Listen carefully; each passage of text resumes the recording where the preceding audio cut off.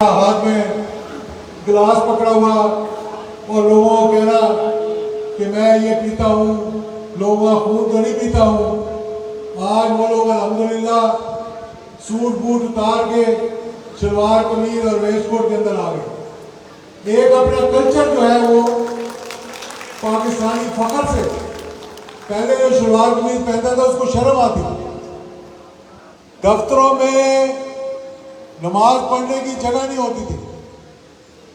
आज अल्हम्दुलिल्लाह पाकिस्तान में कहीं भी चले जाए आप, जहां अजान होगी वहां मस्जिद नजर आएगी आप, चाहे वो पेट्रोल पंप हो, चाहे वो सेक्रेटेरिएट हो, चाहे कोई भी जगह हो। फिर ज़कात का निज़ाम और दीगर चीजें, और सबसे ज्यादा जो लोगों को तकलीफ होती है वो ये कहते हैं कि इस शख्स ने आइन के अंदर जो करारदाद मकासद थी, जो कि आइन के दिबाचे में था, उसको आइन का हिस्सा बना दिया और उसको आर्टिकल 2A कह दिया। आर्टिकल 2A क्या कहता है कि कोई कानून पाकिस्तान के अंदर कुरान और सुन्नत से मुतसादिम जो है वो नहीं बन सकता। अब वो लोग जो इस मुल्क को सेकुलर बनाना चाहते हैं, जो दीन की पटरी से इसको उतारना चाहते हैं, जिनको हदूद ऑर्डिनेंस से तकलीफ होती है, जिनको 295C से तकलीफ होती है,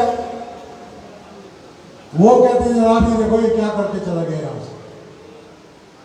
आर्टिकल 62-63 डाला आइन के अंदर यह कहने के लिए कि जो शख्स इस मुल्क में इलेक्शन लड़े पहले उसका किरदार देखें, उसका जायजा लें, फिर देखें कि वो उस मेयार में पूरा उतरता है कि नहीं उतरता, फिर उसको आप टिकट दें और फिर वो असेंबली के अंदर आए पहुंचे हो। उसको भी हटाने की कोशिश की गई लेकिन अल्हम्दुलिल्लाह अभी तक वो हटा नहीं। तो दूसरी बात जो मैं करना चाहता हूं कि आज का जो सबसे बड़ा इशू है, और मुझे ये कहते हुए बड़ा अफसोस भी होता है कि ये इस्लामी जमहूरिया पाकिस्तान, और कल परसों मैंने देखा कि उलमाए कराम और पुलिस के अंदर तसादम हो रहे हैं। किस बात पे? मस्जिद को गिराने के बाद। तो मैं हुकूमत को बताना चाहता हूं कि अपने पैर पर कुल्हाड़ी मत मारो, होश के नाखून हो कि जब मस्जिद बन रही थी, उस वक्त तो किसी को समझ नहीं आई। आज 40 साल के बाद याद आ गया कि मस्जिद गलत जगह पे बनी है। कितने लोगों ने तजावजात करके घर गलत बनाए हैं। पूरा बैरियर टाउन जो है वो उन्होंने नाला गई पे बना दिया, उससे किसी को तकलीफ नहीं होती, मस्जिद गिराने के लिए सब किए हुए। तो मैं उलमा को यकीन दिलाना चाहता हूँ और हुकूमत को बावर करवाना चाहता हूँ कि अगर कोई मस्जिद गिराने की कोशिश की तो हम इंशाल्लाह उलमा के साथ खड़े होंगे, और अगर हमारी जान भी देनी पड़ेगा हम अपनी जान देंगे। ये कोई तरीका नहीं है कि ला इलाहा इल्लल्लाह मोहम्मद रसूलुल्लाह के नाम पे बनने वाला मुल्क हो और दुनिया के अंदर सोशल मीडिया पे जा रहा हो कि ये मस्जिदों को मस्मार कर, वो और बहुत चीजें मस्मार करने वाली, उनको मस्मार करें। अल्लाह के घर को भी मस्मार कर रहे आप, जबकि अल्लाह ताला ने खुद कहा है अगर कहीं कोई गलत जगह पे कोई चीज बन रही है, जिसने वो बनाई, जिसने वो बनने की इजाजत दी, उसको पकड़ के सजा दें, बजाय इसके कि एक बनी हुई मस्जिद को आप गिराने की कोशिश करें। तो ये चीजें जो है, ये दीन के अंदर लोगों को बड़ा दुख होता है इस बात से। और 2-3 दिन पहले जो झगड़ा हुआ यहाँ इस्लामाबाद में, बड़ा दुख हुआ मुझे देखकर। सारी दुनिया के सोशल मीडिया पे चल रहे हैं कि उलमाए कराम और पुलिस के दरमियान तसादम हो रहे हैं और पुलिस की पिटाई हो रही है। तो इसलिए मैं बताना चाह रहा था आप लोगों को कि इस दफा अल्हम्दुलिल्लाह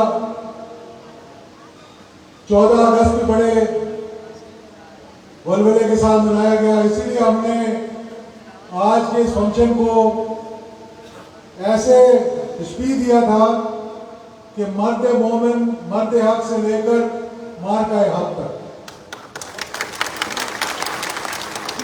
और ये माशाल्लाह इस दफा ये अल्लाह ताला की खुसूसी रहमत है और अल्लाह के फजल करम से ये उन लोगों की दुआएं थी कि आज पाकिस्तान जो मैं हर दफा कहता हूँ और बार बार कहता हूँ क्योंकि इन लोगों के ज़हनों में बात नहीं घुसती कि ये जहाद अफगानिस्तान की बरकत थी, ये उन 15 लाख शहीदों के खून का सिला था। ये दुनिया की जो तारीख और जोग्राफिया बदला गया। जो अभी अनवार साहब बताते हैं कितने मुल्क जो है वो आज़ाद हुए, उस जहाद की बरकत से अल्हम्दुलिल्लाह पाकिस्तान का एटमी प्रोग्राम बना। अगर जहाज अफगानिस्तान ना होता, अगर पाकिस्तान उस तरह खड़ा ना होता जिस तरह ज़ियाउल हक शहीद खड़े हुए थे, तो दुनिया की किसी ताकत ने आपको न्यूक्लियर नहीं बंद करी। ये हकीकत की बात है।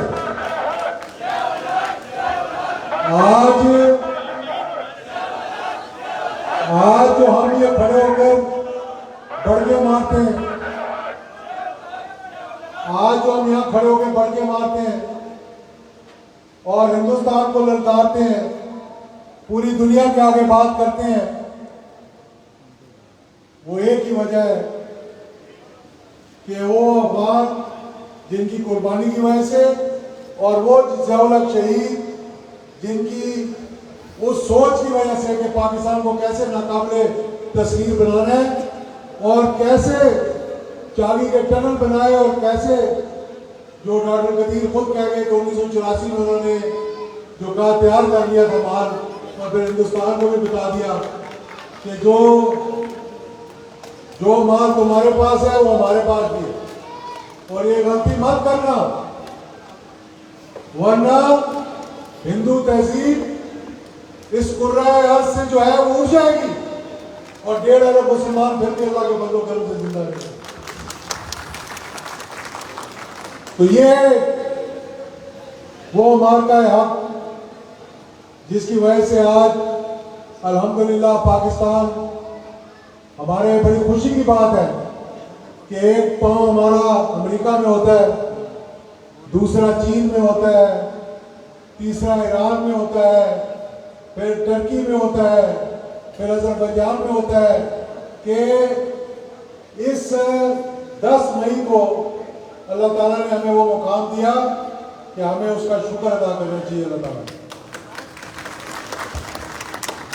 और बड़ी खुशी हुई हमारी एयरफोर्स, हमारी नेवी, हमारी अफवाज पाकिस्तान के और हिंदुस्तान में खुद हिंदुस्तान के जो तस्या निगार है और अपनी हुकूमत को के बारे में बताना शुरू कर दिया। अपने जहाज़ों के 5-6 जहाज़ों के गिरने के बारे में खुद उनकी हुकूमत ने बताना शुरू कर दिया, उनके मीडिया ने बताना शुरू कर दिया।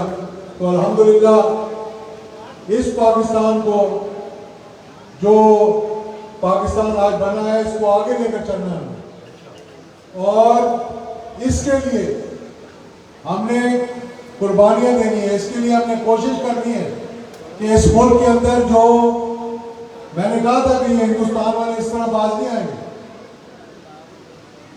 इनको जब तक इनकी जुबान में नहीं सुनाओगे इनकी समझ में नहीं आना। आज जो कुछ बलूचिस्तान में हो रहा है, आज जो कुछ KPK में हो रहा है, आज जिस तरह से वो हिंदुस्तान की प्रॉक्सीज यानी गुलबशन या देव जैसे लोग बलूचिस्तान के अंदर आकर गड़बड़ कर रहे हैं, जिस तरह वो KPK में आकर गड़बड़ कर रहे हैं, मैं नहीं कह रहा कि हिंदुस्तान के अंदर हमें वही करना चाहिए, लेकिन जिस तरह फील्ड मार्शल आसिम मुनीर ने कहा कि ये अगर हमारा पानी रोकेंगे, डैम बनाएंगे तो हम भी मिसाइल मारेंगे उनको। इसी तरह से हिंदुस्तान को यह भी बात कराना चाहिए कि अगर तुम यहाँ पर हमारे इलाकों के अंदर गड़बड़ करवाओगे, यहाँ पे लोगों को पैसा दोगे, असला दोगे, तो फिर हम उसका जवाब भी उसी तरीके से देंगे जिससे तुम्हें समझ आएगी। तो मेरे दोस्तों बुजुर्गों, मैं आखिर में आपको ये कहना चाहूंगा कि पाकिस्तान मुस्लिम लीग ज़िया-उल-हक शहीद हमारा एक नजरिया है। लोगों के नजरिए बदलते रहते हैं, जमातों के नजरिए बदलते रहते हैं। पाकिस्तान में अब हर चीज जो है ना वो नजरिए के आगे नहीं घूमती, चाहे वो सियासत हो, चाहे वो सहाफत हो, चाहे वो कोई और चीज हो, वो खत्म हो गया। अब सिर्फ मुफादात की जंग है। उस मुफादात की जंग के बीच में नजरिए पे खड़ा होना, मैं समझता हूँ अगर सही इस्लाम की और पाकिस्तान की खिदमत करनी है, क्योंकि ये एक नजरियाती मुल्क है, उस नजरिए पे इंशाल्लाह पाकिस्तान मुस्लिम लीग ज़िया-उल-हक शहीद खड़ी रहेगी और कहीं पे कोई कॉम्प्रोमाइज नहीं करेगी।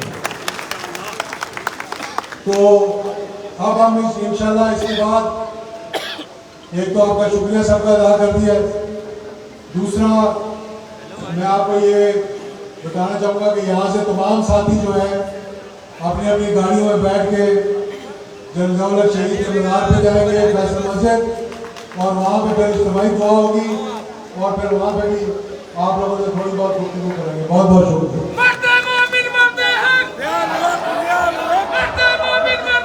इज्तिमाई दुआ जो है फैसल मस्जिद में इज्तिमाई दुआ की जाएगी। तमाम अहबाबी से गुजारिश है कि वहाँ काफिले के साथ रवाना हों।